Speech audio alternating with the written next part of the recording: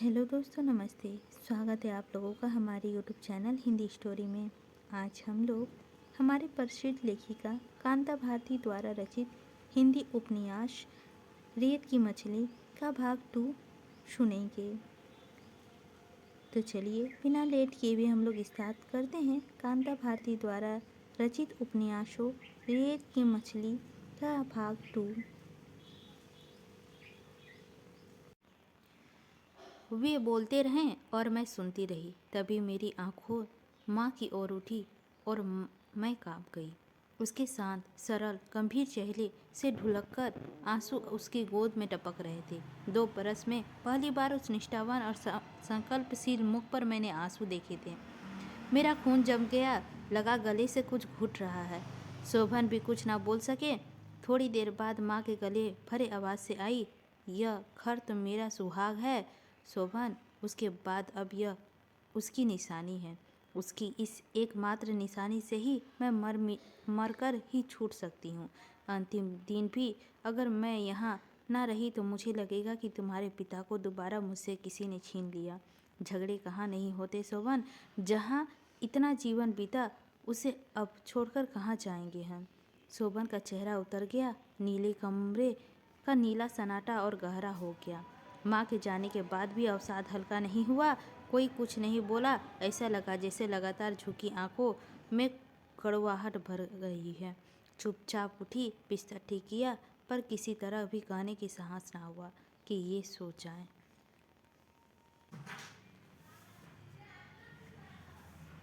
बाहर रात काफ़ी उतर आई थी। लोग शायद अपने घरों को चले गए थे। उस मनहूस मकान से रोने की आवाज़ भी अब बंद हो गई। बालकनी के बाहर मैं कुछ विशेष देख रही थी। ऐसा नहीं कहा जा सकता, देखने पर दिखता भी कुछ नहीं। वहाँ कुछ देखने लायक होता तो मन ऐसा न था कि कुछ देख पाती। अंधेरा, सन्नाटा, अपवाद और आत्मपीड़न के उन क्षणों में मैं कब तक वहाँ खड़ी रही नहीं कह सकती। वहाँ से हटी तो देखा वे उसी तरह अस्त व्यस्त पलंग पर मूर्छित पड़े थे। सो गए थे या सिर्फ अवसन्न थे। यह उनकी बंद आंखों और सांसों के साथ उठते गिरते सीने को देखकर नहीं कहा जा सकता था। बहुत धीरे से, बिना कोई आहट किए, पलंग के एक किनारे थोड़ी देर बैठी रहकर मैं भी लेट गई। अब बात मेरी सिराओं का एक तनाव की तरह दोबारा छा गया। चाहा कि उसकी ओर घूम जाऊं, लेकिन घूम ना सकी। एक क्षण के लिए इस बात की मैं प्रतिज्ञा की कि उसकी बाहें मेरी ओर बढ़ेगी और अन्यासस मैं उसमें समा जाऊंगी, लेकिन वैसा नहीं कुछ हुआ। कुछ भी तो नहीं हुआ। हमेशा की तरह माथे का चुम्बन भी नहीं लिया गया। गर्म उंगलियों से छेड़ा भी नहीं गया। अपवाद में डूबी कब सो गई यह भी पता न चला। सवेरे जगी तो पता चला कि वे कहीं जा चुके हैं। मन दुश्चिंताओं से भर उठा। दोपहर तक बेचैनी बहुत अधिक बढ़ गई। मुंह न जाने कैसे कैसे स्वाद से भर गया। माँ ने नाश्ता और खाना तैयार जरूर किया, लेकिन खाया उनसे भी ना गया। दोपहर के बाद वह कहीं वे आए, आंखें झुकी हुई थी, चेहरा उतरा हुआ और गंभीर। चुपचाप अपने कमरे में जाकर लेट गए। माँ ने मुझसे कहा कि मैं शोभन के लिए खाना ले जाऊं। हो सकता है मेरी असंचित मन का संकोच हो कि एक एक करके खाने की चीज़ें सजाने में काफ़ी समय लग गया। कमरे में जाने के लिए साहस जुटाना पड़ा। वे ज्यों के त्यों लेटे रहे। हिम्मत ना हुई कि इनके माथे पर हाथ रखकर देखूं। तबीयत तो ठीक है। बहुत धीरे से बोली, उठिए, हाथ मुंह धोकर खाना खाकर आराम कीजिए। जाने उसके जी में क्या आया, वे चुपचाप उठे, हाथ मुंह धोकर खाने बैठ गए। मुझे भी खाने को अपने साथ बिठा लिया।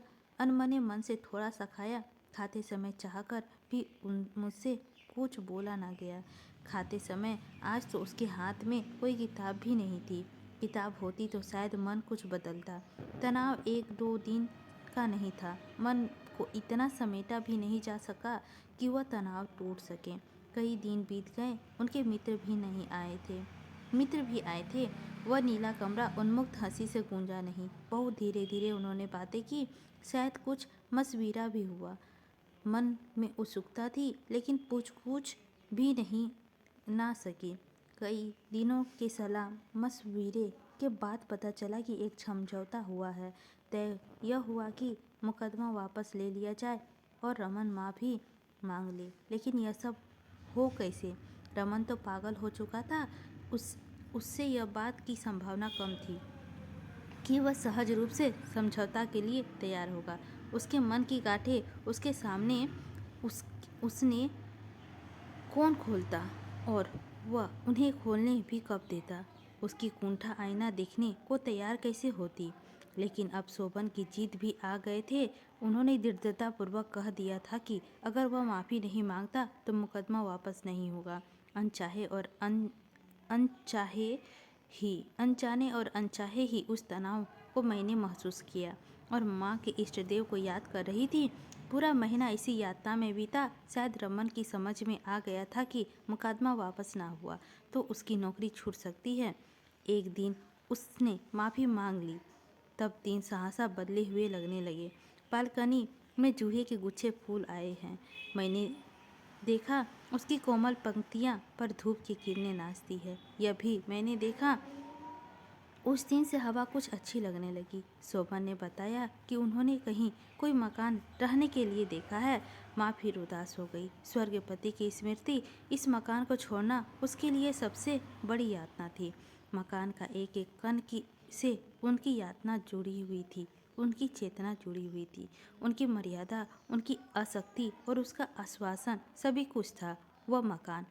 लेकिन उपाय भी क्या था? मुझे याद है जब उन्होंने जाने कहाँ खोई हुई आवाज़ में कहा था कि जब तुम्हारे पिताजी यह मकान बनवा रहे थे, कुछ रुपए की कमी हो गई थी। उस समय मैंने अपना एक एक जेवर उन्हें दे दिया था। अन्यथा शोभन जीते बेटे का मन और बहू की मर्यादा की रक्षा के लिए माँ ने अपनी भावना को बलि दे दी। हाँ, यह जरूर मैंने देखा कि उसके बाद अवसर पर सोए सोए चौंकर उठ बैठती थी। उन्हें जैसे घबराहट सी भी होती रहती। कुछ महीनों के में ही वह जैसे वृद्धावस्था उन पर दूनी होकर उतर आई थी। मैंने यह भी देखा कि उन्हें बुखार आने लगा था। आपसे एक दिन मैंने उन्हें कहते पाया, कैसे छोड़ूंगी यह सब भगवान, कैसे छूटेगा यह सब, और अब कैसे रह जाएगा वहाँ, ऐसी पराई जगह जीना भी कैसा होगा। मैं सोचती कि उनके जैसे संस्कारों वाली साध्वी यह भी तो सोचती होगी कि अपना घर बेचना अशुभ है और उसे बेचकर किराए के मकान पर रहना संस्कारहीनता। एक दिन उन्होंने कहा, मुझको यहीं छोड़ दो, तुम दोनों ही रह लो वहाँ।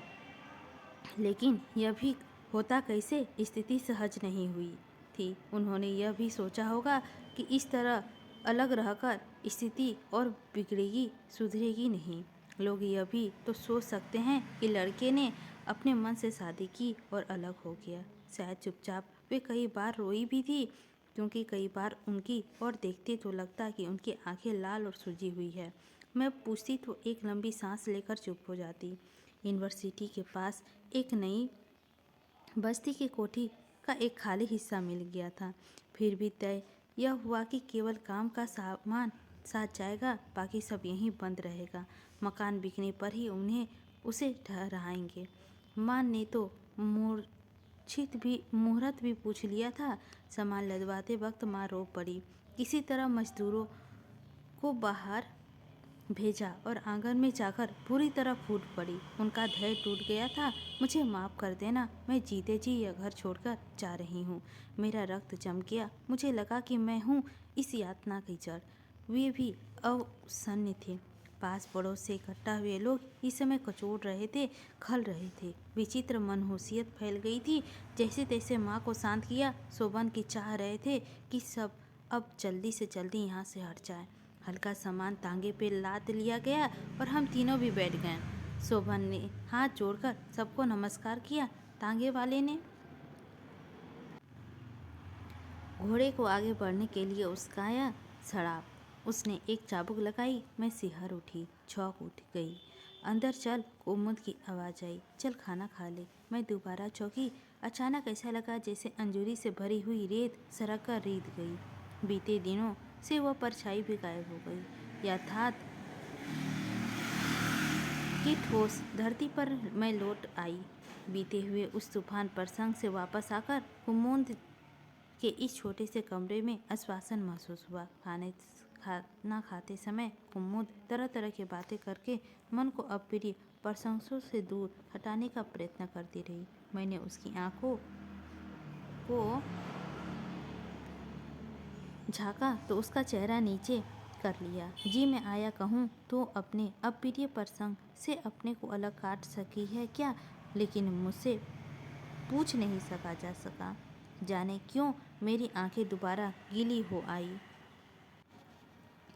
नींद टूटी तो थोड़ी देर तक मैं समझ ही नहीं पाई कि सुबह हो चुका है, यह रात उतरने वाली है। कुछ देर बाद मैं सुस्थिर हो पाई। मानसिक संतुलन के कारण संभवतः सारे दिन मैं सोती रही थी। धूप बिल्कुल जा चुकी थी। आकाश पर रोशनी के अंतिम लक्षण बीतने वाले थे। मैं चौंक कर उठ बैठी। पलंग के पास की छोटी मेज पर मेरी वह डायरी पड़ी हुई थी जिसे पढ़ते पढ़ते मैं थक कर सो गई थी। पर्दा हटाकर आगे बढ़ते हवा के हाथ उसके पन्ने उलट पलट जाते थे। जो पन्ना खुला हुआ था उसकी तारीख चमक रही थी 14 मार्च 1963। तिथि के नीचे गांधी के शब्द छपे थे, प्यार किए बिना हम कुछ नहीं कर सकते। प्यार से ही त्याग की भावना आती है और त्याग ही मानव को सच्चे अर्थों से मानवीय बनाता है, स्वार्थ से उठाता है। क्या सचमुच उठाता है? क्या सचमुच मानवीय बनाता है? तभी दरवाजे पर आहट हुई। मैं थोड़ा सा चौंक गई। यत्रवर्त मेरी डायरी बंद कर ली और उसे छिपाने चाह रही थी कि कुमुद अंदर आ गई। उसने देखा मेरी अचानक जोर से बोली, ए यू नॉटी, क्या छुपाया जा रहा है? डायरी तकिए के नीचे करके मैं खिसियाकर भरी आवाज़ से बोली, कुछ भी तो नहीं, छुपाना क्या है? कुमुद ने अपना बैग पलंग पर फेंका और तकिए की ओर झपटी, लेकिन मैंने उसकी डायरी हाथ से में जाने नहीं दी। काफ़ी देर तक छीना झपटी के बाद शायद वह उब गई, छचलाकर बोली, जा हट, मर, छुपा ले, मत दिखा। फिर स्वस्थ होकर बोली, बेबी जी कुछ चाय वाय हुई या नहीं? हल्का सा अपराध का भाव से मन में उभरा। मैं देर तक सोई रही। कुमुद ऑफिस से थकी हुई आई होगी, उसे एक कप चाय तैयार दे सकी तो कितना अच्छा होता। अचानक मैं उठ गई, बोली, अभी तैयार करती हूँ, तुम बैठो। अरे पागल हो गई हो, मैं ही बनाती हूँ, कहकर कुमुद बरामदे के एक कोने में बनी रसोई में खड़ी हो चाय बनाने लगी। इच्छा हुई कि डायरी के अधूरे छोड़े हुए पन्ने फिर खोल लूँ, लेकिन वैसा कर नहीं सकी। प्यार से आदमी मानवीय बनता है, स्वार्थ से ऊपर उठता है। क्या यह सच है? जीवन पर बीता हुआ इतिहास एक ऐसे यंत्र की तरह चेतना पर घूमने लगा जिससे बहुत से निशान बने होते हैं और जिससे किसी वस्तु के आकार आंका जाता है, लेकिन प्रेम के संदर्भ में लिखा हुआ वह सत्य जीवन के इतिहास की इस यंत्र पर खड़ा उतरता है। क्या प्यार की इस निष्ठा में जीवन के दूसरे चक्र कितना खेलते हैं, यह कौन जानता है। कब चाहा था मैंने वह सब कुछ जो भी हुआ? क्या प्यार का ही सत्य था? क्या प्यार के इसी उबलते हुए सरोवर में कमल के बजाय सिवार और कोई नहीं उगती? क्या प्रयत्न के सिवार पर कोई को उगना रोका जा सकता है? मैंने चाहा था कि शोभन वह प्यार बने, ऐसा प्यार बने जो मुझ तक ही सीमित रह सके, जिसकी हवा के साथ उड़ती बालों के भड़काव ना हो, जिसके कण कण में मन और तन को सहेज कर प्यार की फुलवरियों में सीमित कर दिया जाए। लेकिन क्या कुछ नहीं हुआ? उस बीच प्यार की उस फूल बगिया में क्रोध, जीत, खींच और कुंठा में कितने ही कांटे उगे। कितनी ही बार मेरे और शोभन के बीच ऐसा लगा जैसे एक रेगिस्तान उग आया हो। फिर वह रेगिस्तान अनचाहे ही बढ़ता गया। मेरी चाहत और शोभन की बाह के बीच में रेगिस्तान एक दिन इतना व्यवस्थित हो गया कि एक सिरे से दूसरे सिरे तक सृष्टि से उसे बांधना भी असंभव हो आया। सुनसान, भयानक और तिलमिलाती हुई दोपहर भी वह 7 जून 1960 सजा सजाया घर, मोहविष्ट शोभन समेत मिलन और अर्पित गोद में उन्हें नन्ही तरों के साथ उसे जलते रेगिस्तान की रेत में निकल आई थी। मैं चक्कर पर चक्कर काटते हुए असमर्थ चौंक कर तपती रेत में पीछे मुड़ देखना कि कोई मुझे बुलाने आ रहा है। चमकती हुई रेत के उस छूटे हुए रास्ते के अलावा और कोई भी नहीं।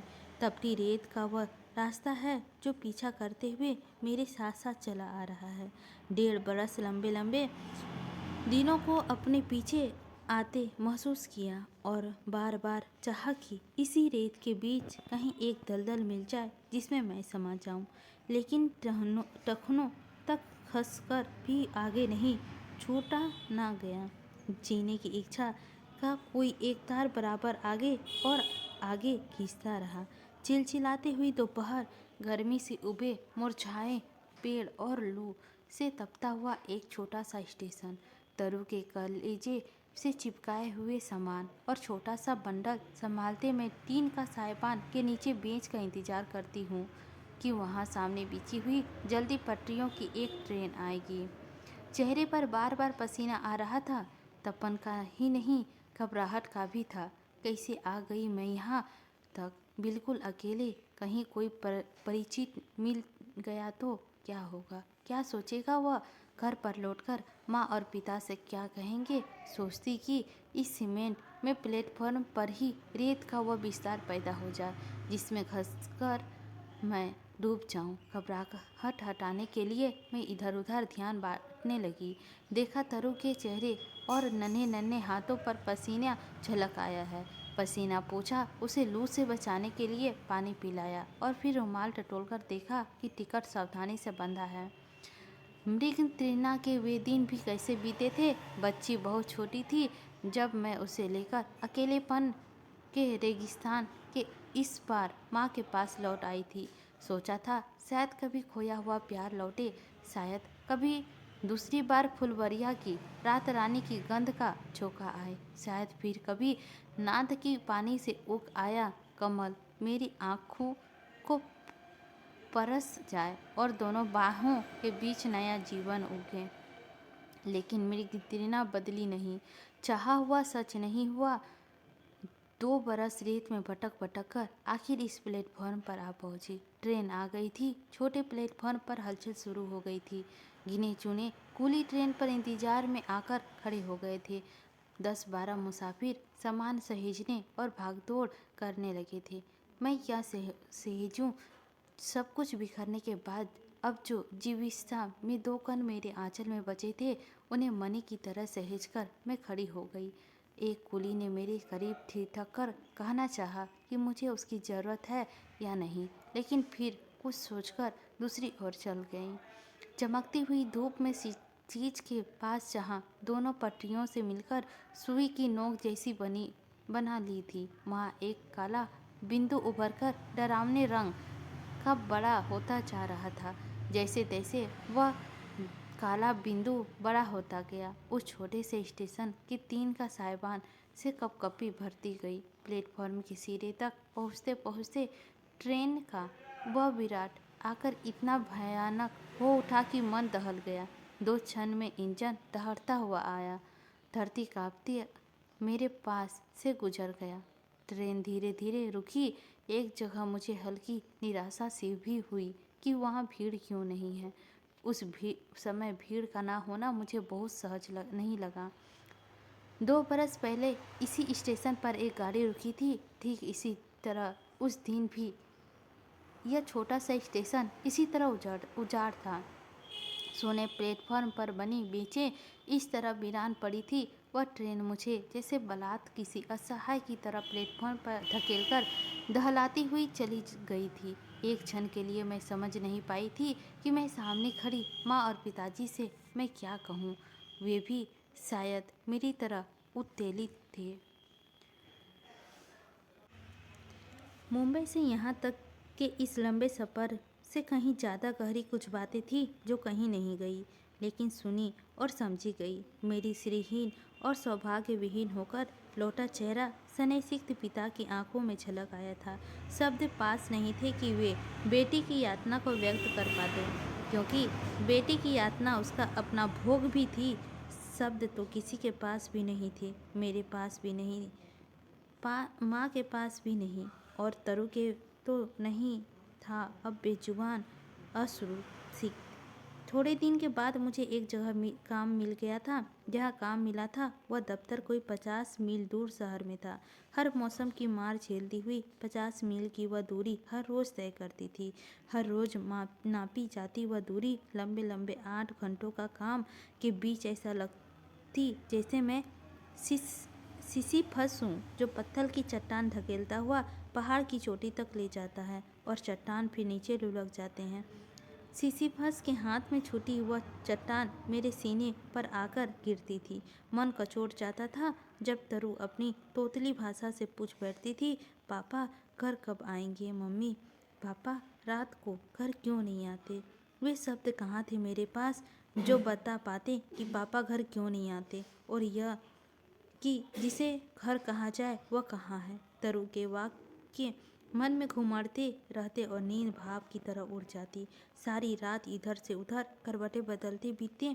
नींद और शांति जैसे खोजे भी नहीं मिल पाती थी। शांति मिलती थी तो कैसे? मन की शांति को गमलों में उगाया तो नहीं जा सकता। शांति धूप की किरणों भी तो नहीं है जो खिड़की खोलते ही अंदर आ जाए। 2 बरस लगातार अशांति से इस जलते रेगिस्तान के नंगे पांव घिसटती रही। 2 लंबे बरस तन में धीरे धीरे घुटते रह गए। चलते चलते लगता जैसे आँखों में अंधेरा छा गया है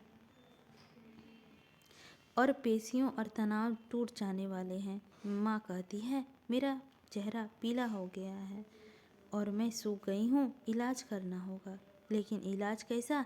किसका? यह रोग का इलाज होता है? मन का रोग का इलाज? यातनाओं की उस धुंध में एक दिन मैंने सोचा कि मुझे मुंबई जाना होगा। 16 मार्च 1932 डायरी की तारीख पड़ी हुई है। पूरे पन्ने में थके हाथों घसीटकर लिखा गया है, ऑफिस के 3 दिन की छुट्टी ली है, मुंबई जाना है, जाना ही होगा, उपाय कोई नहीं है। तरु, तरु, तू क्या समझ सकती है मन का रोग क्या होता है? मन मर जाए तो तन का जीना कैसा होता है? तरु, तू क्या समझ सकती है कि आगे क्या होगा? मेरा तो बस नहीं। मैं माँ हूँ, तू समझ सकती है मेरी बात को? 16 मार्च 1962 डायरी की उस अस्पष्ट लिखावट पर उस वीरान प्लेटफॉर्म की छूटी हुई एक गाड़ी की पहियों के निशान है। एक गहरा धक्का लगा था। जैसे ही मैं ट्रेन पर पाँव रखा था, ऐसा लगा था जैसे कि मैं ट्रेन पर चढ़ी नहीं बल्कि किसी गहराई में गिरा दी हूँ। मुंबई जाने वाले उस एक्सप्रेस ट्रेन पर बैठे बैठे अनगिनत क्षणों के छोरहीन कर्म तक फैली हुए विक्रांत जीवन की सहस्त्रों परछाइयाँ मेरे मानस पर ट्रेन की दिखते दृश्यों की तरह उभरती मिटती रही। बहुत तीखी प्यास लग आई थी लेकिन मन टूटा हुआ था, उठा नहीं जा सका। बालों में धुएं की गर्द भर गई थी, होठों पे पपड़ियाँ उभर आई थी, अंतस्थल जल रहा था। तरु सो गई थी। कितनी सहज निसंग निद्रा थी उस अबोध की।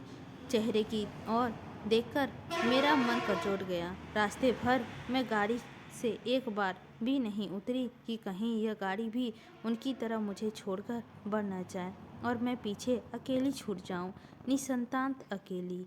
किसी तरह दौड़ लगाते लगाते अंत में दुश्चिंताओं के लंबे क्रम को पार कर गाड़ी मुंबई पहुंच गई।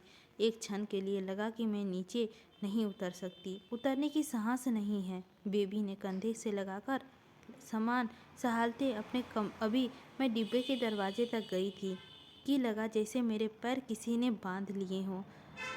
मैंने देखा वहीं थे, बिल्कुल ठीक वही शोभन, बेचैनी से प्लेटफॉर्म पर खड़े इधर उधर नजरें दौड़ाते हुए। तो शोभन आ गए। यह सच है कि दीवार सपन, वह जिद, कठोरता, निर्ममता सब कुछ यूं खुल जाएगी, ऐसा सोच नहीं पाई थी। मन आर्द्र होने आया, आंखें गीली हो आ गई। मोहाविष्ट थोड़ी देर जयो का तयो खड़ी रही और फिर अचानक मैंने अपना हाथ थोड़ा सा ऊंचा किया, मेरे कंठ तक आया, शोभन। और तभी मैं पैरों के नीचे से किसी कि कोई चीज खिसका ली। शोभन के चेहरे पर एक खुशी दौड़ी। हाथ उठाकर हेलो करते हुए बगैर मेरी तरफ ध्यान दिए वे दाईं ओर से एक दूसरे डब्बे की ओर बढ़ गए। उस दूसरे डब्बे से जो उतरा उसे न चाहकर मैं भी देखा। उसका एक नाटककार मित्र राजहंस पहले दर्जे में डब्बे से कूदकर उसके गले से लिपट गया था। मुझे लगा जैसे चारों तरफ जंगल हो जिसमें एट एट कर लड़कियां जलती हुई चपट रही हो। भस्कर यह चाहते हुए भी उधर से जलन की तरफ से निगाह न जाए। मैं बच्ची को संभालते हुए भीड़ में डूबकर प्लेटफॉर्म से बाहर आ गई। मन बुरी तरह जल रहा था, अंतःस्तर छलनी हो चुका था। एक एक स्नायु जैसे टूट रहा था। मुझसे खड़ा नहीं रहा जा सकता था। जैसे तैसे टैक्सी बुलाई। टैक्सी पर बैठी और लंबी सांस लेकर थोड़ी स्थिर हुई कि सामने से शीशे में देखा टैक्सी के ठीक आगे एक सुरमई रंग की फिएट जा रही है। गाड़ी के पीछे शीशे के दो चेहरे दिख रहे थे। शायद वे चेहरे कतार थे। मुझे देखते पाकर चेहरे फिर मुड़ गए, लेकिन यह कतार उत्सुकता दबी नहीं रही। उन्हें शायद लग रहा था कि मेरी टैक्सी उसका पीछा कर रही है।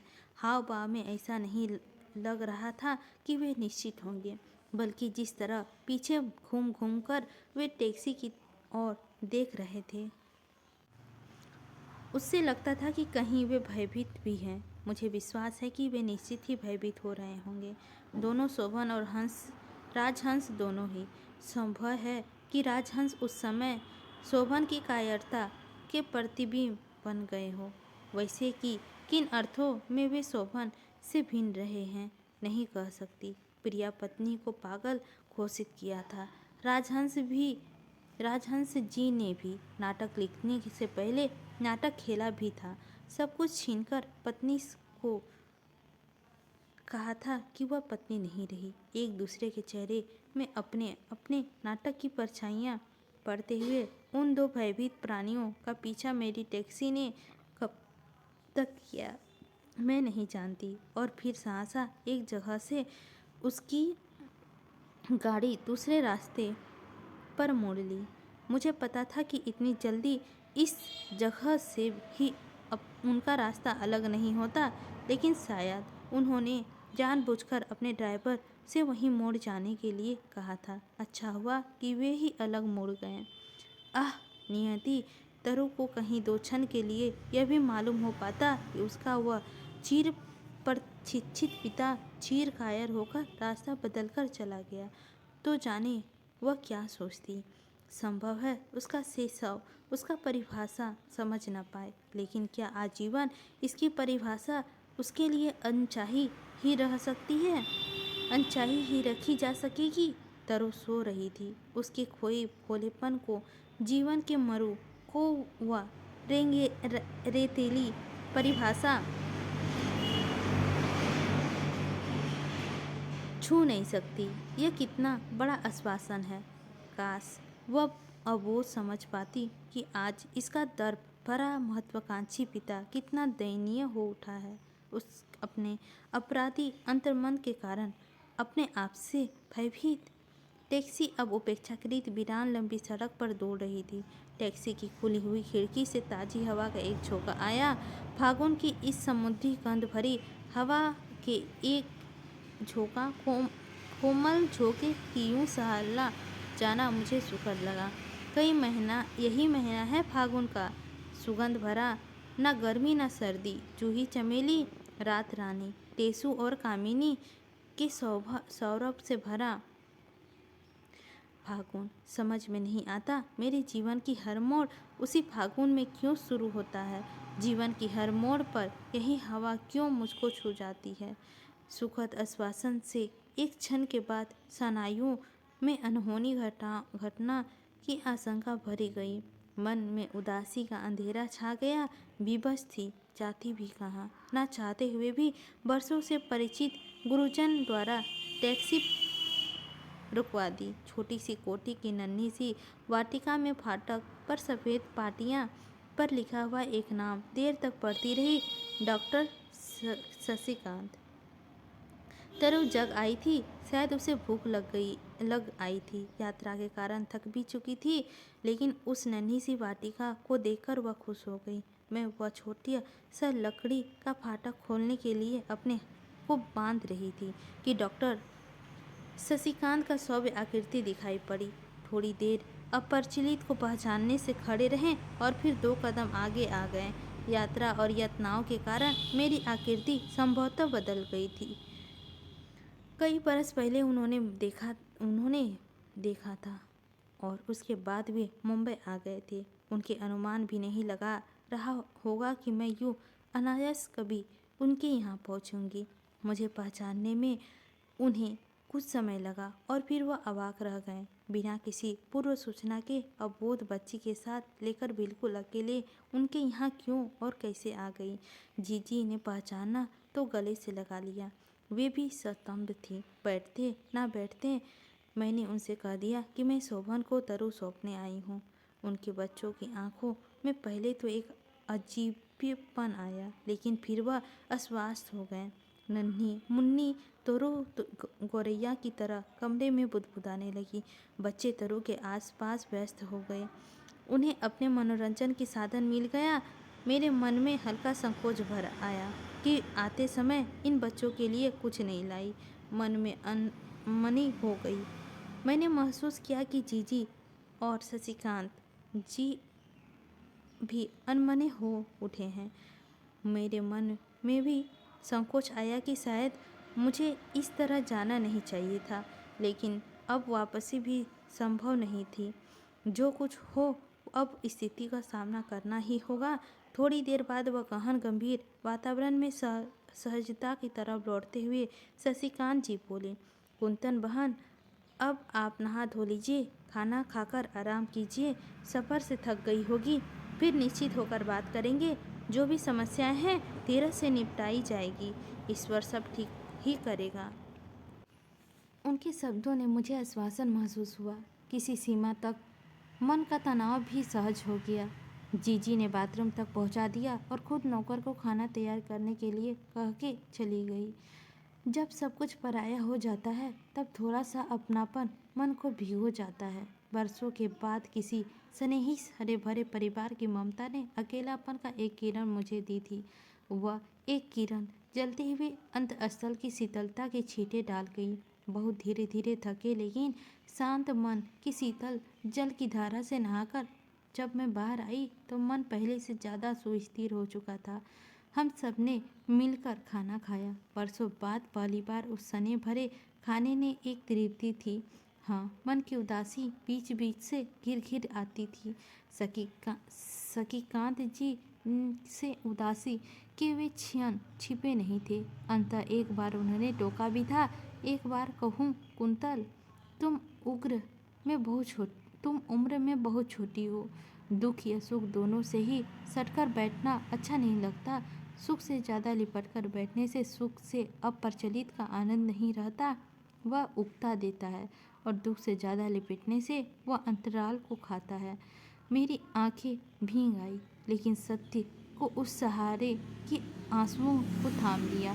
तरु खा पीकर फिर बच्चों में मस्त हो गई थी। मन की करुणा हो आई थी कि यहाँ उस नियति को कितनी निसंग है। उसे क्या पता है कि उसकी माँ से अलग होकर वह किस नियति को सौंपी जा रही है। दिल्ली में चलते समय उसने पूछा था, माँ, हम छुक छुक पर चढ़कर कहाँ जा रहे हैं? तुम पापा के लिए पूछती थी न बेटा। हम दोनों पापा के पास जा रहे हैं। मैंने उनसे कहा था। रास्ते भर वह यही दोहराती आई थी, पापा के पास जा रहे हैं। सांझ ढल रही थी। सूरज दिन भर तपने के बाद समुद्र के उस पार क्षितिज के उतर आया था। तरु ट्रेन के सफ़र से थकी थी। बच्चों से कहानी सुनते सुनते सो गई थी। जीजी मेरा गधा में डूबी थी कि द्वार पर आकर शशिकांत जी बोले, सुनो, मैं जरा शंकर भाई के यहाँ होकर आता हूँ। शंकर भाई को शशिकांत जी ने उस शाम मेरी सारी कथा बतलाई थी। यह बाद में मालूम हुआ कि उन्होंने शशिकांत जी को यह बताया था कि कुंतन शोभन को अपनी बेबी लौटाने आई है। जीजी ने मुझे बताया था कि शंकर भाई खुद भी यह सब सुनकर चिंता में डूब गए थे। उसके आगे की कथा ने मेरा परिचय सीधा नहीं है। मुझे जीजी के पास छोड़कर शशिकांत जी बहुत रात गए तक बाहर ही रहे। जाने कहाँ कहाँ भर के आशंकाओं की दुश्चिंताओं के अंधेरे में करवट लेती मैं उस क्षणों में क्या बीता नहीं जान पाई थी। बहुत बाद में एक एक अंश जोड़कर उन कुछ घंटों की नियत नाटकीय कथा पूरी हुई थी। शशिकांत जी का स्वभाव गंभीर था। उन्होंने काम ही बताया, लेकिन शंकर भाई ने उत्तेजना से उत्साह में एक एक बात सुना दी थी। शशिकांत जी ने से सब कुछ सुनकर शंकर भाई भी संतप्त हो गए थे। फिर उन्होंने ही सुझाया था कि अच्छा हो जो कुछ बात होती है वह शोभन से अभी इसी समय हो जाए। रात को ही टैक्सी लेकर वे दोनों वहाँ से कोई 15 मील दूर शोभन के घर पहुँच गए थे। शोभन शशिकांत जी के शंकर भाई को देखकर किसी सीमा से अचंकित हो उठे थे। शोभन अपने एक मित्र के साथ उठे बैठे उत्तेजित स्वरों में कुछ कह रहे थे। मीनल सामने खड़ी थी। मीनल ने अंतिम वाक्य शशिकांत जी ने जो सुना उसके यह अनुमान लगाना कठिन नहीं था कि उत्तेजित वातावरण से बातचीत का केंद्र कुंतन ही थी। शोभन संकोचवश आगे नहीं बोल सके, लेकिन मीनल अपने वंश को नहीं थी। शंकर भाई और शशिकांत जी की उपस्थिति के बावजूद उसने कह डाला कि कुंतन फिर कोई नया विस्फोट करने आई है। वह पागल है और फिर भी वह कर सकती है। शोभन की खामोशी ने ही मिलन को थोड़ा अंदर आया। अपने क्षोभ से उतरकर वह चुप हो गई। उनका चेहरा किसी बिल्ली की तरह बाहसी हो आया था। थोड़ी देर की खामोशी के बाद शशिकांत जी ने कहा था कि अगर शोभन अपने आप को संयत रख सके तो वह कुछ कहना चाहिए। शोभन की विमर्श होकर उसकी बात सुनी थी। शशिकांत जी ने बहुत धीरे धीरे कह डाला था कि मैं किस तरह अकेली मुंबई पहुंची थी बेबी को सौंपने। बहुत संयत ढंग से कही गई थी, लेकिन शोभन और मीनल एक साथ उत्तेजित हो उठे थे। जंगली बिल्ली की तरह अपना दुबला पंजा छपकते हुए मीनल चीखी, मैं यह सब नहीं सकती, मुझसे यह सब ना हो सकेगा। उसका दिमाग सही नहीं है। मेरी अपनी तबीयत ठीक नहीं रहती। माँ जी 2 साल से अलग खाट पे लगी हुई है। उसकी बच्ची को यहाँ संभालेगा कौन? मेरे बस की बात नहीं है। शोभन के मित्र संकुचित हो उठे। शायद प्रतिवाद उसके कंठ तक आया, लेकिन वे उसे पी गए। फिर बहुत दबे स्वर में उन्होंने कहा, हाँ, छोटी बच्ची की समस्या तो होगी, और फिर आपकी तबीयत भी काफ़ी खराब रही है। शशिकांत जी ने थोड़ी तबीयत तीखी आंखों की ओर देखते हुए संकुचित होकर चुप हो गए। थोड़ी देर सभी चुप रहे। फिर शशिकांत जी अपने गंभीर स्वर में बोले, शोभन, तुम मुझसे छोटे हो, मेरे विद्यार्थी भी रह चुके हो, लेकिन जो कुछ भी कहूँगा उस नाते नहीं। तुम विद्वान और समर्थ हो, रचनाकार हो, समाज के एक जिम्मेदारी अध्यक्ष हो। इस नाते ही जो कुछ कहूँगा उसको सम्मान दोगे, ऐसी उपेक्षा करता हूँ। यह सच है कि कुंतल और तुम्हारे बीच अब सद्भावना शेष नहीं है, लेकिन यह बच्ची तो इससे परे है ना। शोभन अचानक कुछ बोलने को हुए, लेकिन शशिकांत जी ने उसे रोक दिया। मुझे बात पूरी कर लेने दो शोभन, फिर तुम जी खोलकर अपनी बात कह लेना। तुम पर बुद्ध हो, निर्णय तो तुम्हें ही लेना होगा। तुम्हारे और कुंतल के बीच सद्भावना का जो सूत्र टूटा है, सच कहो, क्या उसमें तरु का हाथ हो सकता है? उसे क्यों दंड देते हो? दोष मान लिया, कुंतल का ही मान ही लिया। बच्ची ने क्या किया है? तुम्हारी बच्ची तुम्हें छोड़कर किसका आश्रय लेगी? शोभन बहुत गंभीर हो आए और बहुत देर तक कुछ सोचते रहे थे। शंकर भाई और शशिकांत जी एक सीमा का आश्वासन हो गए थे कि शायद बात शोभन का असर कर गई है, लेकिन शोभन ने एक लंबी सांस लेकर अपना चेहरा ऊपर उठाया और बोले, शशिकांत जी, आपकी बात को मैं विद्रोह नहीं करता, लेकिन आप कुंतन को नहीं जानते। कल को वह हंगामा खड़ा करेगी तो आपका भी वश नहीं चलेगा। अगर उनसे यह शोर मचाए कि बेबी को हमने ज़बरदस्ती छीन लिया है, तो हम सबके लिए संकट हो जाएगा। मुझे क्षमा कीजिए शशिकांत जी, मैं मजबूर हूँ। शशिकांत जी का चेहरा खिंचाया था। शंकर भाई उत्तेजित हो उठे थे। शोभन की ओर झुककर उन्होंने तीखे स्वर में कहा, शोभन जी, आपका हठ निर्मल ही नहीं अमानवीय भी है। कुंदन जी इतनी ज़्यादा बीमार है, खुद चलकर न जाने कैसी मुंबई पहुंची है, पता नहीं कितने दिन जिएगी, और आप है कि अपने बच्चे को सहारा नहीं देना चाहते। आप उसे अनाथ कंदी गलियों में भटकने के लिए छोड़ देना चाहते हैं। कोई बात नहीं, आप साहित्यकार हैं, साहित्यकार समाज का ही एक सदस्य है। आपका दायित्व हम सब साहित्यकार मिलकर निभाएंगे। शोभन सतम होकर बैठ गए। कमरे का मनहूसियत का घुटन भर गई। ऐसे लगने लगा कि शोभन की सांस घुट रही है। मीनल चुपचाप उठकर अंदर चली गई और शोभन पत्थर की मूर्ति की तरह जमकर बैठे रहे। शशिकांत जी ने स्थिति को पहचाना, हाथ बढ़ाकर शोभन के कंधे पर रख दिया और सद्भावना देते हुए बोले, शोभन, तुम क्या जिम्मेवारी से भागोगे? सोचो शोभन।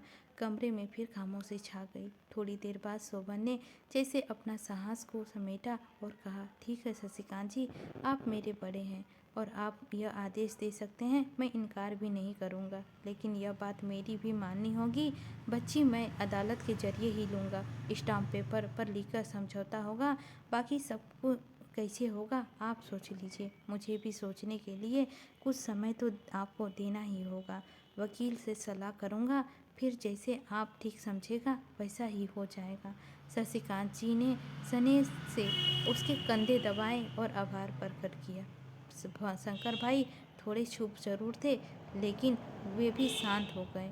थोड़ी सी औपचारिक बातचीत के बाद शशिकांत जी उठ खड़े हुए। दरवाजे तक आते आते उन्होंने कहा, बुरा मत मानना, शोभन की इतनी रात गए तकलीफ दी। तुम्हारे यहाँ आया तो इतने अप्रिय प्रसंग के सिलसिले में। शोभन भी सहज हो चले थे। हाथ जोड़कर उन्होंने कहा, लज्जित ना करें आप, इतनी रात गए, इतनी दूर से आप आए, मैं तो आतिथ्य भी ना कर सका। चलते चलते तय हुआ था 18 मार्च 1962। डायरी में यह तारीख पड़ी हुई थी। 17 मार्च को उस नियमित रात्रि के बाद केवल कुछ घंटे के अंदर ही 10 बजे के करीब वकील के तय हो जाने के बारे में फ़ोन आया शशिकांत जी के पास। वकील तय हुआ है। माँ और बेटी के बीच दीवार खड़ी करने के लिए वकील खड़ा किया गया है। यह सोचकर मन जाने कैसा कैसा हो गया था। अंदर कहीं कुछ कचोटने लगा था। कैसा होता है वह क्षण जब अपनी माँ अपनी एकमात्र बच्ची से अलग होती है। इसके बारे में सोचना शायद सहज है, भोगना बहुत मुश्किल। तरू बहुत खुश थी। नई जगह पाकर वह किलक किलक उठती थी, बार बार हाथ छुड़ाकर भाग जाती थी। उसका इस तरह खुश होना मन को और अधिक बीध रहा था। मन पत्थर से भी अधिक भारी हो रहा था। क्या उसके बिना जिया ना जा सकेगा? क्या उसके बिना मन को बांध सकूंगी? वह क्षण कैसा होगा जब तरू को अंतिम बार सीने से चिपकाकर हमेशा के लिए अलग करना पड़ेगा। मन में हुआ कि धकेलकर मैं इस निर्मम क्षण को दूर फेंक दूं, लेकिन यह निर्मम क्षण अब मेरे बस में नहीं। उसे दूर फेंकना सकना मेरे हाथों में नहीं। जैसी व्यवस्थाओं की एक लंबी रस्सी बराबर फंदे की तरह गले में कसती जा रही थी। फोन आ चुका था। उस क्षण के आने से भी ज़्यादा देर नहीं थी। शशिकांत जी ने कहा था कि कमरे शायद 2-3 बजे तक वे सब शोभन की मित्र वकील और संभवतः मीनल आ जाएंगे। घंटा भर लगेगा या शायद कुछ समय ज़्यादा लग जाए। उसके बाद तो फिर विवाह तरूर से ही लौटना होगा। ऐसी दुविधा के क्षण शायद बहुत छोटे होते हैं। तभी ना चाहते हुए भी घंटे पर घंटे बीतते चले गए। जैसे बहुत ढल वाली धरती पर अनायास ही सारे प्रयत्नों के बाद भी कोई गाड़ी लुढ़कती ही चली जाती है। उसी तरह क्षण पर क्षण बीतते ही चले गए और अनंत लगभग 2:30 बजे शशिकांत जी ने कहा कि वे लोग आ गए हैं और बाहर गाड़ी में हैं। शशिकांत जी ने यह तो कहा कि यातना की रेखाएं उसके चेहरे पे ऊपर आई थी। मुझे पता था कि इस तरह तरू उसके माँ से अलग होने पर अपना योगदान समझकर वे पीड़ित थे। सोचने का अब समय नहीं था। जो अंतिम क्षण मेरे भय के कारण था वह आ गया था। 17 मार्च 1962 से 18 मार्च 1962 कुल 1-1.5 घंटे के अंदर मातृत्व के इतिहास में सबसे भयानक घटना किसी तूफान की तरह आई और चली गई थी। डायरी के इन पृष्ठों को देखकर विश्वास नहीं होता कि जीवन की इतनी कठिन परीक्षा कौन सा हृदय दे सकता होगा। कितनी यत्न की तरह जल्दी जल्दी नहला धोकर तरु को नए कपड़े पहनाए गए थे। उसकी प्रसन्नता की सीमा नहीं थी। छोटी सी वो बच्ची यह जरूर समझ गई होगी कि उसे कहीं जाना है, लेकिन कहाँ और किस परिस्थितियों में जाना होगा यह उसकी नन्ही समझ से बाहर था। उसकी खुशियों की कर्म टूट न जाए इसीलिए बलात् मुस्कुराना भी पड़ा था। अजीब खामोशी और उदासी पूरे वातावरण में छाई हुई थी। हम सब सदमे और कुंठित थे।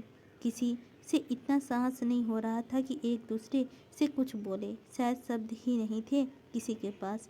शशिकांत जी ने शोभन को बाहर जाकर कह दिया था कि वे एक निश्चित जगह पहुँचे, बाकी सब वही आ जाएंगे। जाने के लिए टैक्सी आई तो अंतर्मन रो उठा। शंकर भाई के साथ थे शशिकांत जी, उसकी पत्नी और मैं तरु के साथ टैक्सी की पिछली सीट पर। तरु जापानी गुड़ियों की तरह सामने की सीट पर तकिए के सहारे खड़ी होकर किलकारियां भर रही थी। अचानक उसमें एक वाक्य ने मेरे डूबते मन को फिर धक्का दिया।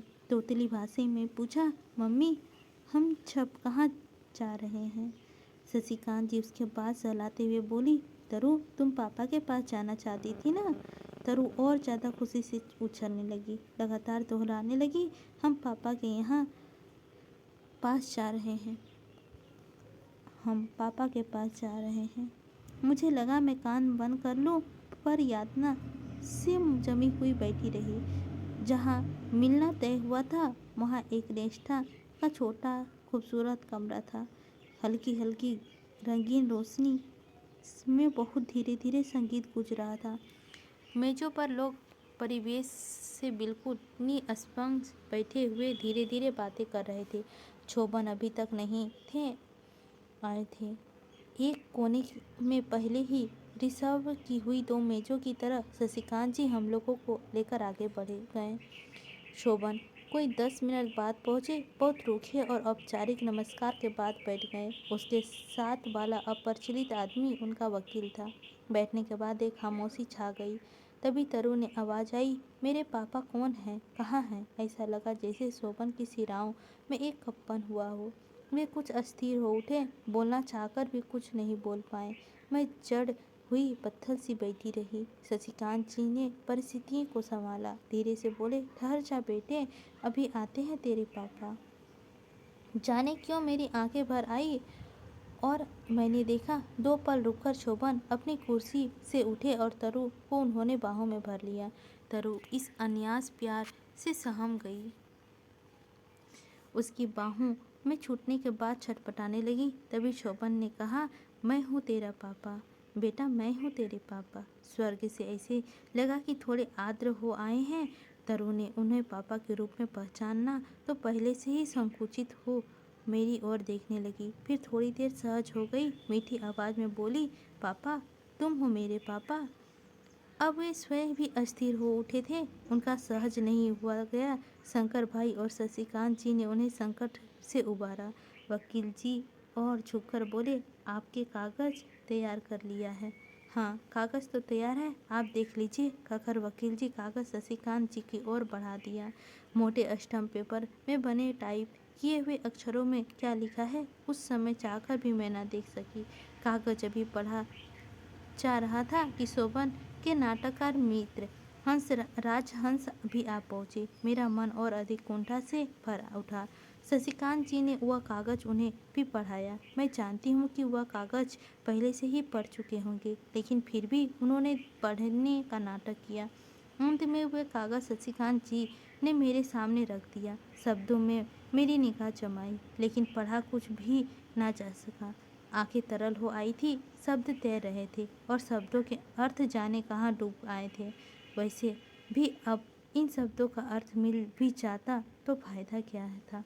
जब जीवन का ही अर्थ खो चुका है तो इन शब्दों का अर्थ खोजना व्यर्थ। कागज जयो का तयो बिना पढ़े मैंने शंकर भाई को लौटा दिया। उस दिन रेस्टोरेंट में उस रहस्यमय वातावरण की एक छोटे से जीवन का अंतिम निशानी तरु। शोभन को छोड़कर मैं कैसे घर आई थी यह नहीं पता। कागजों पर दस्तक हुए थे शंकर भाई, शशिकांत जी, श्रीमती शंकरकांत, राजहंस, शोभन के वकील और मेरे। शोभन के सम्मिलित हस्ताक्षरों को युक्त वह कागज आज भी मेरे पास सुरक्षित है। कानून की नीरस शर्तें किस तरह एक जीवित इकाइयों को अपने आप में लपेट लेती है यह मुझको अब मालूम हो सका। कागज में सिर्फ इतना ही था कि इतने दिनों तक विवाहित जीवन में जो तरु एकमात्र संबंध बची थी उसे मैं उन्हें सौंपती हूँ। इस बात का हक मुझको नहीं होगा कि मैं उसे कभी अपनी बेटी मानूं या अपने पास रखूं। साल में एक बार उसे देखने की अनुमति होगी, लेकिन बिना यह बताए हुए कि मैं उसकी माँ हूँ। मिलने का स्थान और समय शोभन की अनुमति से तय होगा। थोड़ी से भारी भारी सब क्षणों में सब कुछ समाप्त हो गया, सब कुछ टूट गया। मैं समझ रही थी कि शोभन तरु को क्यों इतना ज़्यादा प्यार कर रहे हैं। उन्हें पता था कि माँ से उसे अलग रख पाना दुष्कार होगा। बच्चे को लेकर सबसे पहले वे स्वयं ही रेस्टोरेंट के बाहर आए, कार की ओर ले जाकर बोले, बेबी गाड़ी पर बैठोगी? तरु खिल गई। तुम्हारी गाड़ी है पापा? हाँ बेटी मेरी है, तेरी भी, बैठोगी ना गाड़ी पर? कहते कहते उन्होंने कार का दरवाज़ा खोल दिया। तरु पक्षी की तरह फुदक कर अंदर चली गई और अंदर से आवाज़ देती हुई बोली, तुम भी आओ ना पापा, मम्मी तुम भी आओ ना। एक गहरे सन्नाटे के बाद अंशकृत तरु ने फिर पूछा, मम्मी रोती क्यों है पापा? किसी ने कुछ जवाब नहीं दिया। जवाब दिया भी क्या जा सकता था। एक पायलान का भावना शोभन में भर आई थी। जैसे तैसे वह कार में बैठे और ड्राइवर से बोले कि घर चलो। आगे बढ़ चली। गाड़ी में आती तरु के रोने की आवाज़ मेरे कान के कलेजे में उतर गई। मैं फूट फूट कर रो पड़ी।